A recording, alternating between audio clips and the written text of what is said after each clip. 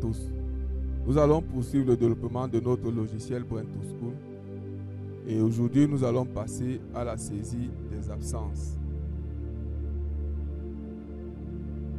Lorsque l'utilisateur se connecte, il entre dans cette fenêtre saisie des absences. Et dans cette fenêtre, il va falloir tout simplement sélectionner la séquence et la classe pour commencer à saisir les absences des élèves.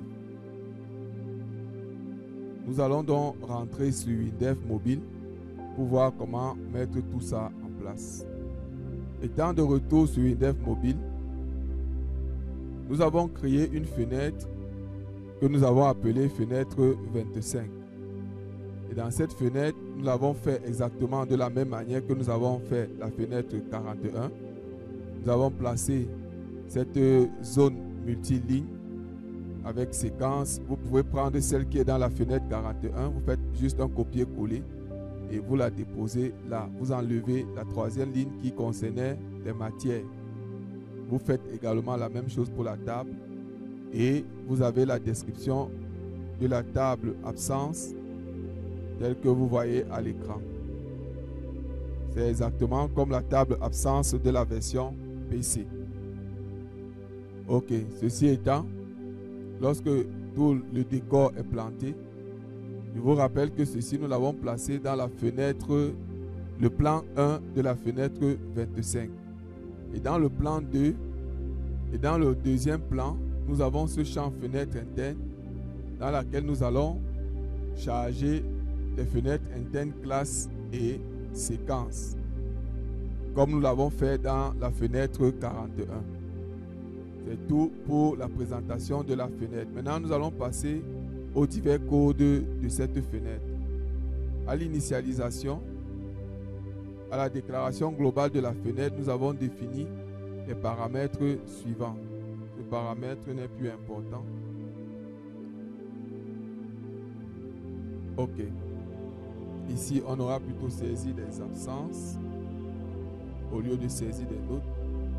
Et le reste sans changement.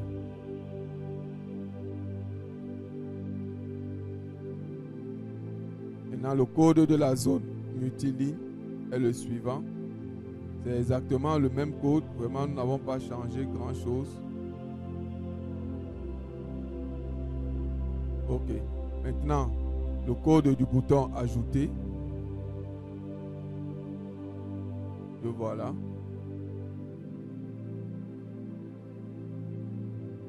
Maintenant, dans les fenêtres internes, séquences et classes, que voici, les fenêtres vont se charger toujours de la même manière qu'elles se chargeaient dans la fenêtre 41. Seulement, au niveau du code de la zone répétée, nous allons ajouter un autre cas, tel que vous voyez ici à l'écran. C'est le cas 25, c'est-à-dire c'est le cas où la fenêtre 25 envoie sa valeur.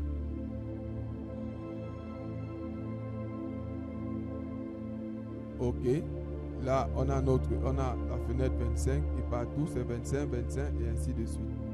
Donc ici, lorsque l'utilisateur va sélectionner une séquence, on charge l'identifiant de la séquence de la fenêtre 25 au lieu de la fenêtre 41. On fait pareil pour tout le reste, on change le titre de la fenêtre et ainsi de suite. Ici, nous allons ajouter le code de remplissage des élèves de la classe qui est fun 25.pl rempli élève. Voilà. Voilà pour ce code. Maintenant, quand on va dans la fenêtre interne classe, on la charge toujours de la même manière. Et maintenant, ici, au niveau de la zone répétée, nous avons plutôt le code suivant. Nous sommes dans le cas 25.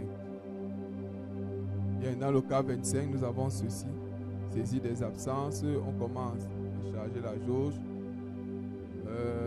On va saisir les absents, on change le titre, on récupère le libellé, on récupère le ID, on charge les élèves de la classe et ainsi de suite. Donc voilà pour le code de la fenêtre interne classe. Maintenant, passons au code de la procédure PL rempli élève. Voici la procédure. C'est exactement comme la procédure de la version PC, telle que vous voyez à l'écran. On va récupérer les inscrits de la classe, on va les charger dans le tableau, on les filtre par nom et par matricule. On récupère à ce niveau-ci toutes les absences de la classe qui ont été saisies dans la période dans laquelle on est. Et on commence à parcourir les élèves, on charge. Et pour chaque élève chargé, on fouille dans le tableau des valeurs les absences justifiées et les absences non justifiées. Donc voilà pour le code de la procédure PL rempli élève. Maintenant, il y a cette procédure que nous avons déjà présentée et celle-ci que nous présentons à présent. PG tab absence classe, c'est cette procédure-ci qui va s'exécuter. Il va lister, on reprend ça, c'est une procédure que vous connaissez dans la version précédente. Donc je ne vais pas insister là-dessus. Donc quand ceci est fait, on va sortir de là. Maintenant, nous allons nous occuper du code du bouton valider. Ici, on va donc vérifier est-ce qu'on a saisi le ID séquence. Est-ce que la table est vide d'abord? Est-ce qu'on a saisi le ID séquence? Il faut aussi vérifier si on a saisi le ID classe.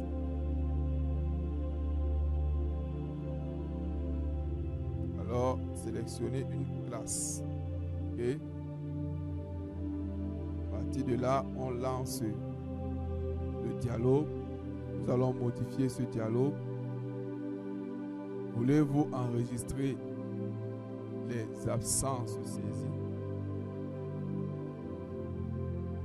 Enregistrer, ne pas enregistrer. OK. Voilà.